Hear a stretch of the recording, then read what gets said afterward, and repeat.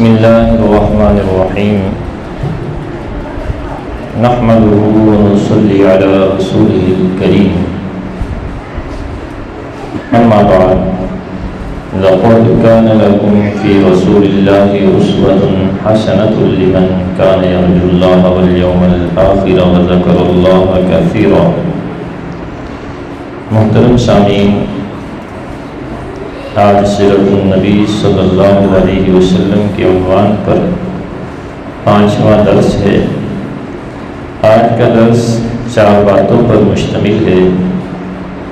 Number 1، حضور صلی اللہ علیہ وآلہ وسلم کے والدین کا عقد نکاح۔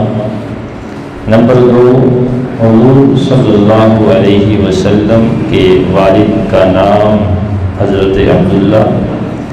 نمبر 3، حضور صلی اللہ علیہ وسلم کی والدہ کا نام حضرت آمنہ۔ اور نمبر 4، آج کے درس سے حاصل شدہ اہم اسباب۔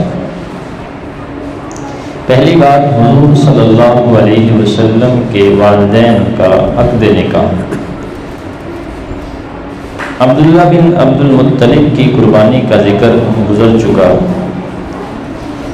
قربانی کا معاملہ خوش اسلوبی سے طے ہونے کے بعد حضرت عبداللہ اپنے والد عبد المطلب کے ساتھ واپس آ رہے تھے تو راستے میں انہیں اس زمانے کے بہت بڑے عالم، دانا اور آسمانی کتابوں کے ماہر ورقہ بن نوفل کی بہن ام کتاب رقیہ بنت نوفل نے شادی کی پیشکش کی۔ انہوں نے اپنے بھائی ورقہ بن نوفل سے سن رکھا تھا کہ جناب عبداللہ کی نسل سے اس امت کا نبی پیدا ہوگا۔ عبداللہ کہنے لگے، اس کے بارے میں میرے والد ہی فیصلہ کریں گے، میں ان کی رائے کے خلاف نہیں جا سکتا۔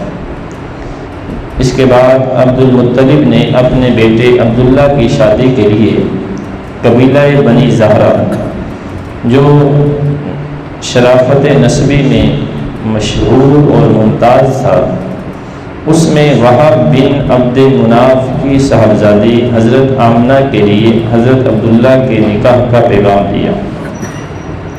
حضور صلی اللہ علیہ وسلم کے والد کا خاندان مکہ مکرمہ کا اور والدہ کا خاندان مدینہ منورہ کا تھا۔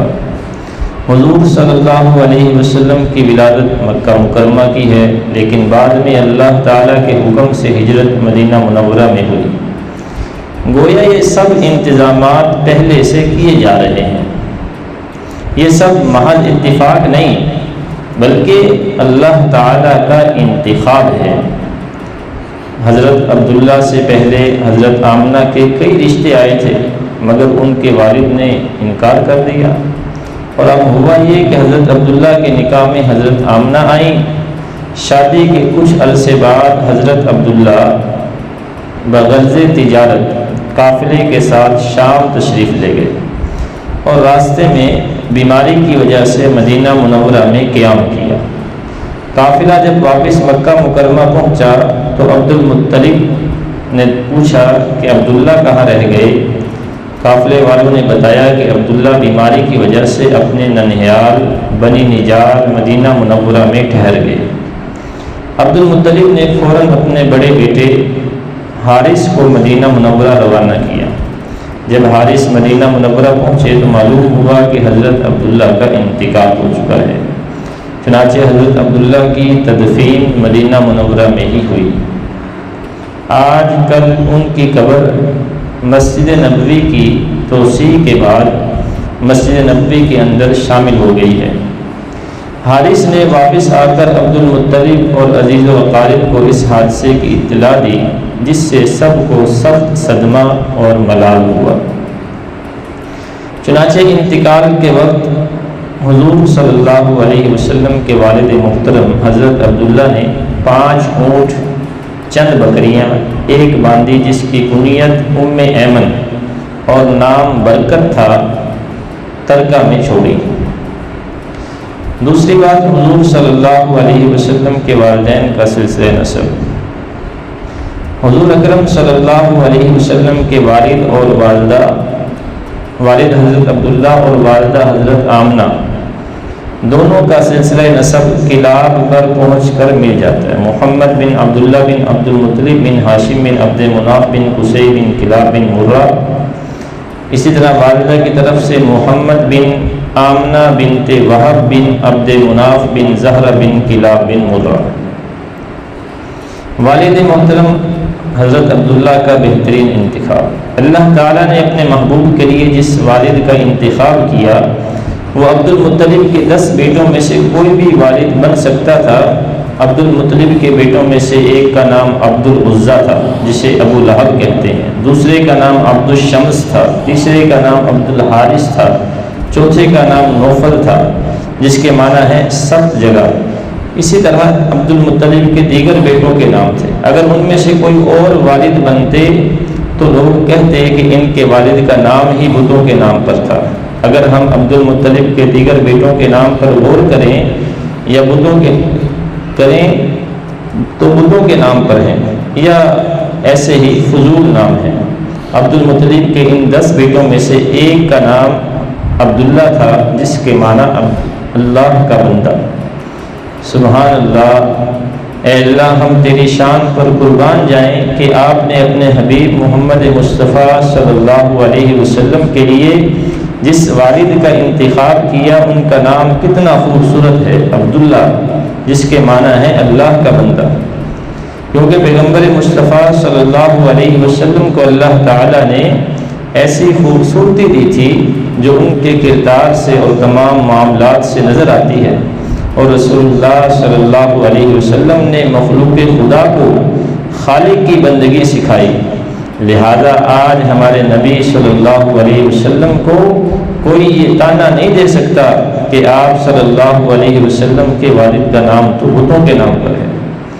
والدہ محترمہ حضرت آمنہ کا بہترین انتخاب۔ اگر ہم رسول اللہ صلی اللہ علیہ وسلم کی والدہ محترمہ حضرت آمنہ کے نام پر غور کریں جو مدینہ منورہ کی رہنے والی تھیں، اور وہاں عرب کے کئی قبائل آباد تھے جیسے بنو ثقیف چاقوؤں والا قبیلہ، بنو نذیر کانٹوں والا قبیلہ، لیکن ایک قبیلہ ایسا تھا جس کا نام تھا بنو زہرہ، تازگی والا قبیلہ، اور نبی کریم صلی اللہ علیہ وسلم کی والدہ ماجدہ بنو زہرہ قبیلے سے تھیں، یعنی قبیلے کا نام بھی ایسا کہ بہترین نام۔ پھر والدہ کا نام آمنہ بھی بہترین، جبکہ اس زمانے میں عورتوں کے بہت سارے نام تھے، کئی تو بہت ہی عجیب ہوتے جیسے خنشا، بد شکل، حربہ، لڑنے والی، اور اس طرح، اور اس معاشرے میں عورتوں کے اور بھی بہت طرح کے نام ہوتے تھے، مگر اللہ رب العزت نے اپنے حبیب سرکار دو عالم صلی اللہ علیہ وسلم کے لیے جس کو والدہ کے طور پر چنا اس کا نام تھا آمنہ، یعنی امانت والی، کیونکہ اللہ رب العزت نے اپنی امانت ان کے سپرد کرنا تھی، اس لیے اللہ رب العزت نے ان کا نام بھی آمنہ چنا تاکہ یہ میری امانت کی صحیح حفاظت کر سکے۔ چوتھی بات آج کے درس سے حاصل شدہ اہم اسباق۔ پہلا سبق ہمیں یہ ملتا ہے کہ رشتے کے انتخاب میں ہمیں اچھی صفات دیکھنی چاہیے۔ حضور صلی اللہ علیہ وسلم کے دادا نے اپنے بیٹے عبداللہ کے لیے رشتے کا انتخاب کیا تو ایسی لڑکی کا انتخاب کیا کہ جس کا نسب اور کردار اچھا تھا۔ لہذا ہمیں بھی یہ سبق ملتا ہے جب ہم اپنے بچے اور بچیوں کا نکاح کریں۔ حدیث مبارکہ میں نبی کریم صلی اللہ علیہ وسلم کا ارشاد مبارک ہے، تنکح المرأة لأربع لمالها ولحسبها ولجمالها ولدینها فاظفر بذات الدین۔ آپ صلی اللہ علیہ وسلم نے فرمایا عورت سے نکاح 4 وجہ سے کیا جاتا ہے۔ نمبر 1 مال کی وجہ سے، نمبر 2 حسب نسب کی وجہ سے، نمبر 3 جمال کی وجہ خوبصورتی کی وجہ سے، اور نمبر 4 دین کی وجہ سے۔ پھر حضور صلی اللہ علیہ وسلم نے فرمایا سب سے زیادہ فوقیت دین کو دو، کیونکہ اگر میاں بیوی میں دینداری ہوگی تو ان کی اولاد جو آگے ہوگی وہ بھی دیندار ہوگی، کیونکہ کہتے ہیں بچے کی پہلی درسگاہ ماں کی گود ہے۔ اگر والدہ نیک ہوگی تو آگے اس کی اولاد بھی نیک ہوگی۔ تو پہلا سبق ہمیں یہ ملتا ہے کہ جب ہم رشتے کریں تو پہلے دین کو اور کردار کو فوقیت دیں۔ دوسرا سبق بچوں کا نام اچھا رکھنا چاہیے۔ رسول اللہ صلی اللہ علیہ وسلم کے والدین کے نام کو اگر ہم جانیں اور ان ناموں پر غور کریں، آپ صلی اللہ علیہ وسلم کے والد کا نام عبداللہ، والدہ کا نام آمنہ ہے۔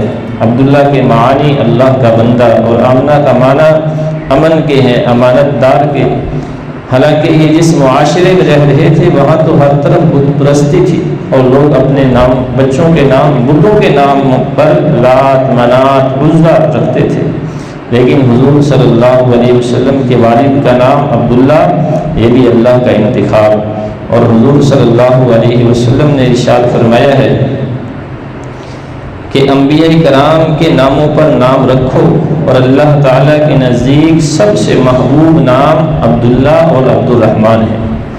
پھر عبداللہ کے نام پر غور کریں، حضور صلی اللہ علیہ وسلم کے والد محترم کا نام عبداللہ ہے، حضور کے پہلے بیٹے کا نام قاسم، دوسرے بیٹے کا نام عبداللہ ہے۔ حضور صلی اللہ علیہ وسلم کے رضاعی بھائی جو حلیمہ سعدیہ کے بیٹے تھے ان کا نام بھی عبداللہ تھا، جس سے معلوم ہوتا ہے کہ ہمیں بھی اپنے بچوں کے اچھے نام رکھنے چاہیے۔ قرآن کریم میں کتنے اچھے نام ہیں۔ حضرت ابراہیم علیہ السلام کو اللہ تعالیٰ نے خوشخبری دی، جس کا ذکر قرآن میں آیا، فبشرناها باسحاق ومن وراء اسحاق یعقوب۔ تو ہم نے اسے اسحاق کی اور اسحاق کے پیچھے یعقوب کی خوشخبری دی کہ اسحاق کی خوشخبری دی، اس کا بھی بیٹا پیدا ہوگا، اس کا نام یعقوب ہوگا۔ اسی طرح اللہ تعالیٰ نے قرآن کریم میں حضرت زکریا کو بیٹے کی خوشخبری دی اور ان کا نام بتایا، یا زکریا انا نبشرک بغلام اسمہ یحییٰ۔ اللہ تعالیٰ نے فرمایا، اے زکریا ہم تمہیں ایک لڑکے کی بشارت دیتے ہیں اور اس کا نام یحییٰ ہوگا۔ اور بھی دیگر انبیاء کرام کے نام جو قرآن میں مذکور ہیں، وَوَهَبْنَا لَهُ إِسْحَاقَ وَيَعْقُوبَ هَدَيْنَا وَنُوحًا هَدَيْنَا مِنْ قَبْلُ وَمِنْ ذُرِّيَّتِهِ دَاوُودَ وَسُلَيْمَانَ وَأَيُّوبَ وَيُوسُفَ وَمُوسَى وَهَارُونَ وَكَذَلِكَ نَجْزِي الْمُحْسِنِينَ۔ اور ایسے ہی فرمایا، وَزَكَرِيَّا وَيَحْيَىٰ وَعِيسَىٰ وَإِلْيَاسَ كُلٌّ مِّنَ الصَّالِحِينَ وإسماعیل والیسع ویونس ولوطا وکلا فضلنا علی العالمین۔ اسی طرح پیارے نبی علیہ السلام کے بارے میں فرمایا، مبشرا برسول یأتی من بعد اسمہ احمد۔ آپ صلی اللہ علیہ وسلم کا آسمانوں میں نام احمد مجتبیٰ اور زمین میں نام محمد مصطفیٰ ہے، لہذا ہم بھی اپنے بچوں کے اچھے نام رکھنے والے ہوں، بچیوں کے اچھے نام رکھنے والے ہوں۔ انبیاء کرام کے ناموں پر، صحابہ کرام کے ناموں پر اپنے بچوں اور بچیوں کے نام رکھیں اور برے ناموں سے نہ پکارا کریں۔ اللہ تعالیٰ نے قرآن کریم میں فرمایا، وَلَا تَنَابَزُوا بِالْأَلْقَابِ، برے القابوں سے نہ پکارا کرو۔ تیسرا سبق یہ ملتا ہے کہ انسان جہاں اس کی وفات ہو وہیں پر اس کی تدفین کرنی چاہیے۔ حضور صلی اللہ علیہ وسلم کے پردادا کا انتقال غزہ میں ہوا، وہیں پر مدفون ہیں۔ حضور کے والد کا انتقال مدینہ منورہ میں ہوا، وہیں مدفون ہیں۔ حضور کی والدہ کا انتقال مقام ابوا میں ہوا، ان کی قبر آج بھی وہیں ہے۔ حضور صحابہ کرام رضی اللہ عنہم اجمعین کی تاریخ ہم پڑھتے ہیں تو معلوم ہوتا ہے کہ جہاں جہاں غزوات میں گئے اور وہاں پر شہادتیں ہوئیں تو صحابہ کو وہیں دفن کیا گیا۔ اور چوتھا سبق یہ ملتا ہے کہ اصل سہارا صرف اللہ کا ہے۔ حضور صلی اللہ علیہ وسلم کے پیدا ہونے سے قبل آپ کے والد محترم حضرت عبداللہ کا انتقال ہو گیا تھا۔ 6 سال کی عمر میں والدہ محترمہ کا انتقال ہو گیا۔ 8 سال کی عمر میں آپ کے دادا حضرت عبد المطلب کا انتقال ہوا۔ سارے سہارے اور سائے اللہ تعالیٰ نے اٹھا لیے، اور اشارہ اس بات کی طرف تھا کہ یہ تو وہ ذات ہے جس نے آگے جا کر لوگوں کو تعلیم دینی ہے کہ بغیر سہارے زندگی گزارنا اور جینا سیکھو، تاکہ کوئی بعد میں آپ صلی اللہ علیہ وسلم کی زندگی پر اعتراض نہ کرے کہ خود تو سہاروں پر زندگی گزارا کرتے تھے اور ہمیں کہہ رہے ہیں بغیر سہاروں کی زندگی گزارنا سیکھو۔ تو اللہ تعالیٰ نے بچپن ہی سے آپ صلی اللہ علیہ وسلم کے سارے سہارے اٹھا لیے۔ آج ہمارے معاشرے میں بہت مرتبہ ایسا ہوتا ہے، بچہ پیدا ہوا، والد زندہ رہے، یا بچے چھوٹے ہیں والد کا انتقال ہو گیا، تو بہت سارے لوگوں کو کہتے ہوئے ہم سنتے ہیں کہ یہ دیکھیں جی کتنے چھوٹے چھوٹے بچے رہ گئے۔ بظاہر انسان کو دکھ تو ہوتا ہے، لیکن یہ اللہ تعالیٰ کی حکمتیں ہیں۔ اللہ تعالیٰ اپنی حکمتوں کو ہم سے زیادہ جانتا ہے، لہٰذا غلط باتیں زبان سے نہیں نکالنی چاہیے، ایسی باتوں سے اپنے آپ کو بچانا چاہیے۔ اور اسی طرح جو ہے اگر ہم حضور صلی اللہ علیہ وسلم کی سیرت کو دیکھتے ہیں تو آپ کی پیدائش سے قبل آپ کے والد محترم کا انتقال ہو گیا تھا، تو کیا اللہ کو معلوم نہیں تھا کہ میرے محبوب پیدا ہو رہے ہیں؟ تو اس سے پہلے والد کا انتقال، یہی تو وہ حکمتیں ہیں جو ہمیں ظاہراً سمجھ میں نہیں آتی، لہٰذا ایسے موقعوں پر ہمیں نبی کریم صلی اللہ علیہ وسلم کی سیرت کو دیکھنا چاہیے کہ آپ صلی اللہ علیہ وسلم پیدا یتیم ہوئے اور 6 سال کی عمر میں والدہ کا انتقال ہو گیا۔ بظاہر سارے سہارے ختم ہو گئے، لیکن اللہ تعالیٰ نے آپ کو آگے جا کر خاتم النبیین کا تاج پہنایا۔ اس میں ہمارے لیے سبق ہے کہ سہاروں کے بغیر ایک اللہ کے سہارے زندگی گزارنا سیکھیں، کہ صرف اللہ ہی ہمارے لیے کافی ہو۔ اللہ تعالیٰ ہمیں اپنا محتاج بنائے اور نبی کریم صلی اللہ علیہ وسلم کی سنتوں کے مطابق اپنی بقیہ زندگی گزارنے کی توفیق عطا فرمائے۔ وما علینا الا البلاغ المبین۔